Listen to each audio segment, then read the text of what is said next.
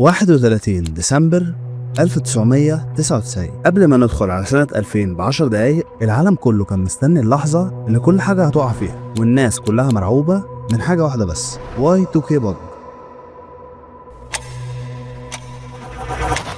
Y2K اختصار لجملة Year 2000، يعني ببساطة مشكلة سنة 2000. المشكلة اللي بدأت في السبعينات وقت ما كانت الكمبيوترات قديمة جدا، والمساحة بتاعتها ما كانتش بتعدي ال1 كيلو بايت، و1 كيلو بايت ده يعني أصغر 1000 مرة من آخر صورة عندك على الموبايل، وفوق كل ده ال1 كيلو بايت كان بيكلف $1000.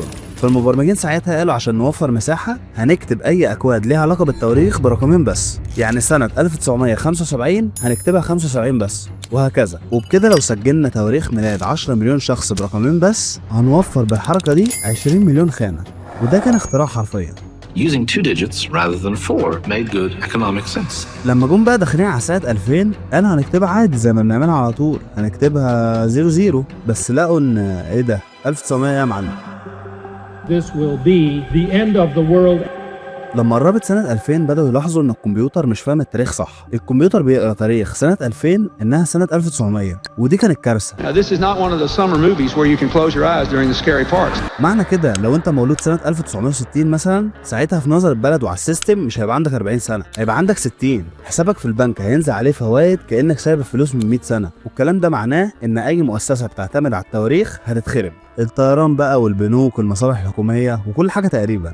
لكن في الاخر بعد ما حطوا مليان الدولارات، العالم كمل في النهاية، والكمبيوتر فهم ان دي سنة 2000.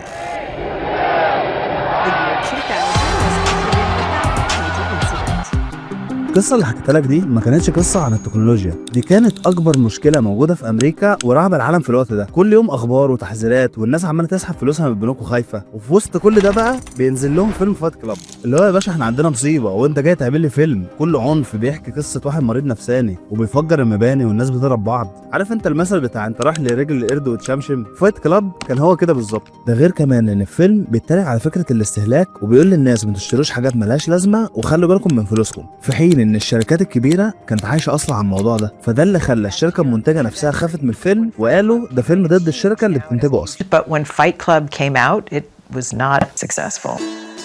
وقت ما الفاشن والبراندات كانوا مسيطرين على كل حاجه، الشاب كان بيتقيم من ان هو لابس ايه ومنين، حتى هدومه الداخليه كانت جزء من شخصيته. شركات زي ايكيا وستاربكس الفيلم عرضهم انهم منظر من غير قيمه، رغم ان وقتها كان رمز للنجاح والرقي. في الوقت ده بالذات في امريكا كانت اغلب الشباب شغالين شغلانات روتينيه في المكاتب، والضغط النفسي كان واصل لمستوى عالي قوي. مفيش شغف، مفيش تحقيق ذات، الشباب كانوا تايهين. عايز تتشاف شاب جامد؟ وريني البيزنس، العربيه، اللبس، البيت بتاعك. فبقى في قالب معين لو انت مش فيه مش هتبقى الشاب الجامد الروش. ومفيش حد بيعيش طول عمره عشان يبهر الناس وبيكون مرتاح. عايز اقول لك ان وصلت ان الاعلانات كانت مباشره، اللي هو من الاخر لو عربيتك هي الحاجه اللي بتمثلك، Does your car identify you? روح اشتري عربيه ماتسوبيشي عشان تبان كاريزما. The new Mitsubishi Charisma. مع بدايه انتشار DVD في الالفينات، الفيلم بقى بيتشاف في البيت، فالموضوع ده خلى الشباب تعرف تشوف الفيلم كذا مره، ودي حاجه سهلت على الشباب ان هم يفهموا الفيلم. فبدل ما كانوا بيشوفوه غريب، بداوا يشوفوا نفسهم جواه. انت مش شغلك، You're not your job. انت مش الفلوس اللي في جيبك، You're not how much money you have in the bank. ولا حتى البراند اللي انت لابسه، انت نفسك. في مشهد زي ده مثلا، انت هنا بتدي فرصه كبيره قوي للشباب يحسوا بقيمتهم ووجودهم، ودي كانت من اكتر الحاجات اللي اثرت فيهم. You're not your fucking khakis. ودي كانت رساله غريبه قوي للشباب في وقت كل حاجه حواليهم كانت بتقول عكس كده. وده اللي خلى فيلم فايت كلاب واحد من اعظم الافلام في التاريخ. انه يمكن ما تفهمش وما نجحش اول لما نزل، بس بعد اكتر من 25 سنه الناس لسه متاثره بيه وبفكرته. وده هتلاقيه مثلا في الفايت كلابس القانونيه اللي معموله في امريكا.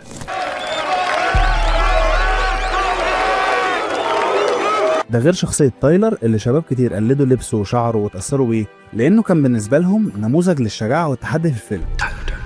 من اكتر الحاجات اللي انا بحب احللها في اي فيلم بتفرج عليه هي بدايته. فكره ان ازاي المخرج بيبدا الفيلم، انا بشوف انها من اكتر الحاجات اللي بتميز المخرجين عن بعض. في فايت كلاب من اول مشهد كاميرا بتبدا من جوه الاعصاب وبتمشي في دماغه لحد ما بتطلع بره عند راس المسدس اللي في بقه، وفي اللحظه دي بتبدا الحكايه.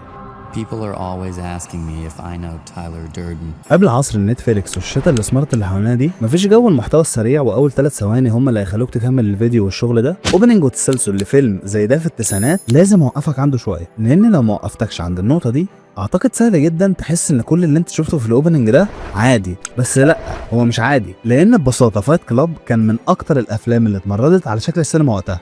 بص، زمان الدنيا كانت اسهل من دلوقتي بكتير، الحياه كانت اهدى وابطأ، والمفروض ان الناس في السينما خلاص دفعت التذكره ومستعده تقعد ساعتين، فليه انت كمخرج تتعب نفسك في اول ربع ساعه من الفيلم؟ ما كده كده الناس دخلت خلاص. تسلسل زي ده واوبننج سين مربوط بذكاء بفلاش باك بنهايه الفيلم كانت فكره صعبه قوي على جمهور التسعينات، ومسابقه الزمن يجي 20 سنه، وده اللي خلى شركه الانتاج لما شافت الشكل النهائي للفيلم كان بالنسبه لهم ده واحد من اغبى واعبط الحاجات اللي ممكن جمهور التسعينات يشوفها. طبعا انت كنت فاكرني اقول لك العبقريه والجمدان والكلام ده، بس هي النقطه ان زي ما قلت لك الفكره كانت جديده وجامده، بس كانت نتيجه الموضوع ده ان المجتمع وقتها ما كانش مستعد للفيلم اصلا، لدرجه ان من كتر ما الشركه كان رد فعلها وحش تجاه الفيلم لما شافته، ديفيد فينشر والتيم بتاعه افتكروا ان هم خلاص الشركه هتطردهم.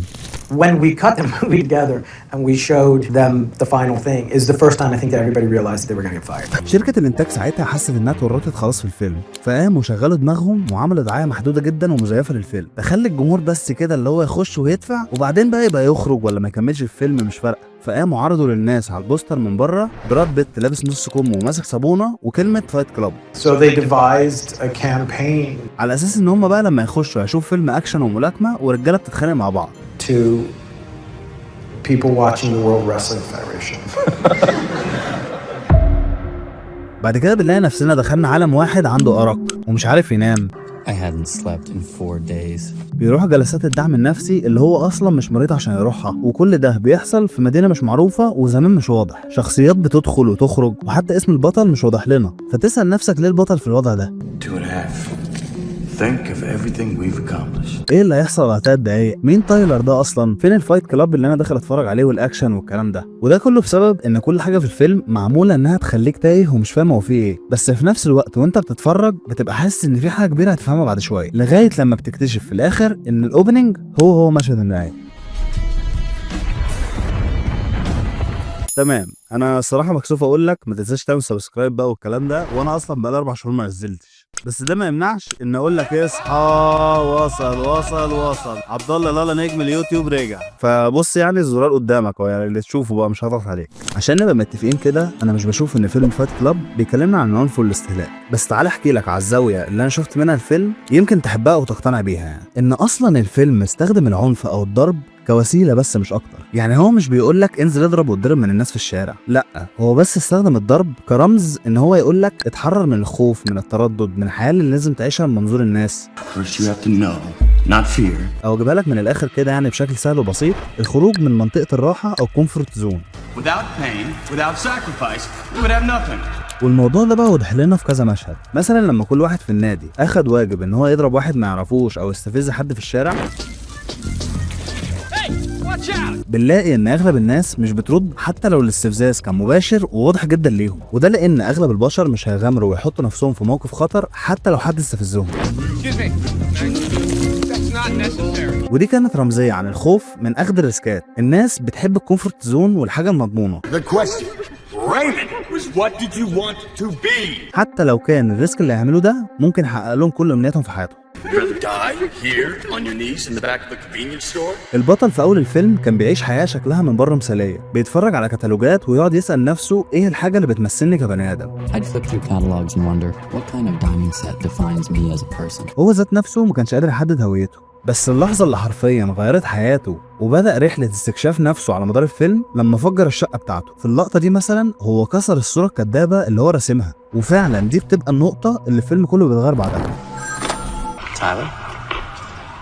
Who is this? ديفيد فينشر ما كانش هدفه ان هو يعمل فيلم فيه تويست مفاجئ يخليك تقول ايه الجمدان ده وخلاص، ولا ان هو مثلا كان بيلعب عليك بسيناريو معقد يدوخك عشان تحس ان الفيلم عميق. التحدي اللي كان بالنسبه له ان هو يخليك تعيش جوه عقل راجل مجنون مش تبص عليه من بره، هو عايزنا نحس بالانكار بالتوهان، والاهم من كل ده ان احنا نشك في نفسنا. اللي هو بعد ما الفيلم يخلص اسال نفسي كده، هو انا بعمل اللي انا نفسي فيه ولا بعمل اللي الناس عايزه تشوفني بيه؟ وده انا بشوفه ان هو كان سبب كافي ان هو يخلي الناس تكره الفيلم. اصل لو انا شخصيتي زي البطل كده، انت كده بت عليا، انت كده بتكرهني في حياتي وبتشككني فيها حرفيا. والنقطه دي انا اتاكدت منها لما شفت ديفيد فينشر في لقاء وهو بيتكلم عن ليه الناس شتمت في الفيلم بالشكل ده. انا شفت الصراحه ان الرد بتاعه كان عبقري. Movie studios I think have a pretty good idea of what works. وعشان المشاهد يشتري منك المنتج ده لازم تريحه. They don't want the audience to be uncomfortable. لان ببساطه الجمهور مش بيحب يشوف فيلم يخليه مش مرتاح. Audiences in general don't like to be made uncomfortable. لما فيلم زي فايت كلاب بيجي يقولك بقى انت ممكن تكون بتكذب على نفسك وعايش حياه مش بتاعتك، ساعتها الاحساس اللي بيتولد جوه المشاهد بيبقى قلق وضغط وغضب، لان الفيلم مش بيضحكه ولا بيخليه ينسى، بالعكس الفيلم بيخليه يواجه نفسه. والناس اغلبهم مش عايزين كده. بعد كل اللي انا قلت لك ده، العبقريه بتاعت الفيلم هتوضح لك لما ديفيد فينشر سوحنا بالاوبننج والنهايه بتاعت الفيلم، وطبعا التويستات اللي كانت في اخره، والسيناريو جامد فشخ رابط الاتنين مع بعض. ساعتها بالشكل ده انت تقدر تفهم انت ليه اصلا عجبك الفيلم، عشان التحدي الاكبر ما كانش في الحاجات الواضحه اللي في الفيلم، لكن التحدي كان في المشاعر اللي الفيلم عرف يوصلها لك بطريقه غير مباشره، وده ما كانش هينفع يتحقق لو هو جه من اول دقيقه كده قال لك على فكره دي كلها شخصيات جوه عقلي مش حقيقيه، او حتى كان عمل تويستات جامده في اخر الفيلم بس ملهاش معنى او مش ممهد لها صح.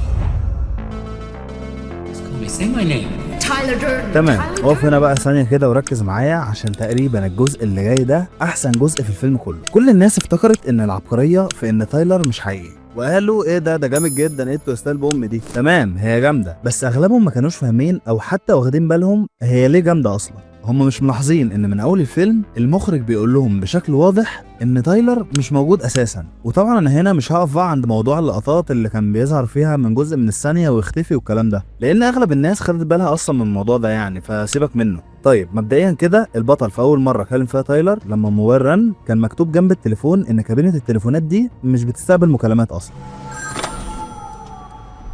في المشهد لما صاحب النادي ضرب تايلر في بطنه، بنلاقي ان البطل وهو واقف على الشمال كده هو اللي اتوجع واخد نفس الرياكشن بتاع الضربه. في المشهد بتاع الطياره لما كان اول مره بيظهر لنا فيها تايلر، قبل ما يظهر على طول البطل هنا كان قاعد وجنبه واحده ست وبيتكلموا مع بعض، بعدها سرح بخياله ان الطياره عملت حادثه، ولما صحي بنلاقي ان الست اتشالت وتايلر هو اللي بيبقى قاعد مكانها. تاني حاجه حصلت ان ديفيد فينشر بعد اللقطه دي على طول عمل كلوز اب على علامه مخرج الطوارئ اللي فوق باب الطياره، وبنشوف على اليمين صوره ست بتفتح باب الطوارئ، وفي اخر الصوره بقى بتلاقي ان في راجل هو اللي بيخرج مكانها، وممكن تلاحظ الفرق ما بينهم في الهدوم وشكل شعرهم. والكلوز اب ده المخرج عمله عشان يوضح لنا ان الست اتبدلت بتايلر. في المشهد لما تايلر بيروح عشان ينقذ مارلا وبيمشي معاه في الطرقه، بيبقى في مرايه كبيره قوي في نص الطرقه، المفروض ان المرايه دي تعكس صورتهم وهم معديين، لكن لما تايلر ومارلا بيعدوا قدامها ما بيظهرش ليهم اي انعكاسات. والغريب في الموضوع ان الوحيدين اللي بيظهروا في المرايه هم المسعفين اللي بيعدوا وراهم من نفس المكان بالظبط. طبعا انت هنا ممكن تكون مستغرب من فكره ان تمام انا فاهم ان تايلر مش حقيقي عشان كده ما كانش بيبان في المرايه، بس ليه كمان مارلا ما كانتش بتبان في المرايه؟ وده سؤال حلو بيوضح لنا فكره تانية ناس كتير قوي شايفاها، والفكره دي بتقول ان مارلا برضو كانت مجرد شخصيه تانية في دماغ البطل زي تايلر بالظبط. ودي هنلاحظها بقى في كذا حاجه، مثلا ان تايلر طول الفيلم ستايل شعره كان قريب جدا لشعر مارلا، نفس النعكشه ونفس قصه الشعر تقريبا، الاتنين لابسين نفس اللبس، وفي مشاهد مختلفه ساعات بيظهروا وهم لابسين نظارات شمس شبه بعض برضو. مارلا وتايلر تقريبا في كل مشهد بيظهروا فيه بيبقوا بيشربوا سجاير، حتى نفس الزاويه اللي بتتاخد ليهم في التصوير بتكون شبه بعض بنفس تعبيرات الوش. مارلا في كذا مشهد وهي بتعدي الشارع بتعدي بتهور جدا وبنسمع اصوات الكلاكسات انها خلاص هتخبطها، بس في الاخر بنلاقيها بتعدي عادي وبتروح وتيجي ومفيش عربيه بتلمسها. وده غير كمان ان اخر حاجه بتشوفها في الفيلم لما هما الاتنين كانوا واقفين جنب بعض ان هما الاتنين لابسين لبس شبه بعض جدا، ودي حاجه بتوضح ان مارلا كانت انعكاس للبطل مش اكتر.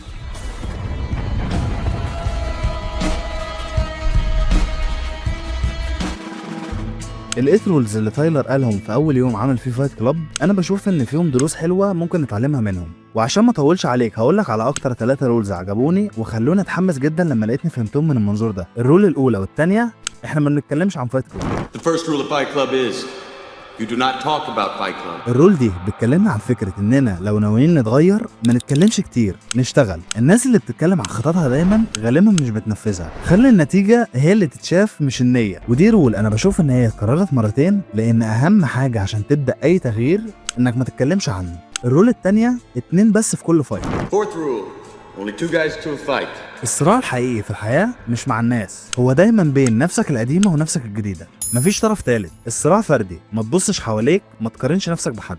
رول رقم 3 والاخيره، لو دي اول ليله ليك في النادي لازم تفايت. This is your first night at Fight Club.